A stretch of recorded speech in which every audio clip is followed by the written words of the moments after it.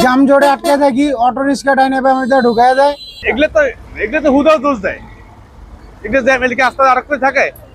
ছাড়তরা আগে ছিল, তখন জাম ছিল না, এখন ছাড়তরা নাইগা। জাম জোরে যাত্রীরা চিল্লাচিল্লি করে, 5 ঘন্টা 6 ঘন্টা বসে থাকতে হয়। এই মতো সকালবেলা দাম ধরে, আবার 3টে 4টে দাম চলতে থাকে, মানে ঢুকাও যায় না বাড়াও যায় না।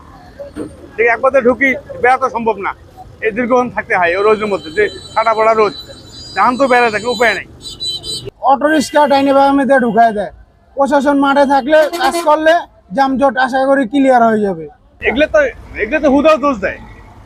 এগুলো এদিকে আস্তে আরেক করে থাকে, এগুলো একসাথে যাইতেছি আমরা, কেমন জাম লাগলো এটা। একটা গাড়ি রিক্সা যদি অ্যাক্সিডেন্ট হয়, লগে ধাক্কা দিয়ে সরা দেওয়া যায়, কিন্তু বড় করে তো এটা কন্টিনিউ তো সারা সম্ভব না। একটা কন্টিনিউ মানে মালভারি গাড়ি আস্তের মধ্যে একটা পাংচার হইলো, আগ গাড়ি সমস্যা হইতেছে, এটা তো ধাক্কায় সরা যাবো না, যতগুলো হ্যাকার লাগায় নেই, এই সমস্যা এই জায়গাটায়।